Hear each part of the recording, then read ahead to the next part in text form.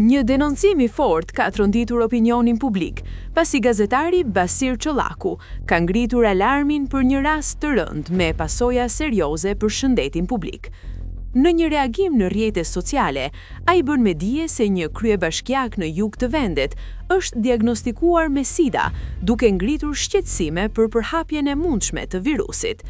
Sipas tij, situata është edhe më alarmante, pasi dyshohet se disa punonjëse të bashkisë janë infektuar pas kontakteve intime me zyrtarin, çka ka sjellë përhapje më të gjerë të problemit shëndetësor në komunitet. Gazetari ka publikuar edhe postimin e plot, ku shprehet: një kryebashkiak në jug është diagnostikuar me SIDA, sëmundje seksualisht e transmetueshme. Burime serioze, shumë të besueshme, bëjnë me dije se në këtë qytet njerëzit janë në panik. Flitet se janë infektuar disa punonjëse në këtë bashki dhe pastaj telashi shëndetësor është përhapur.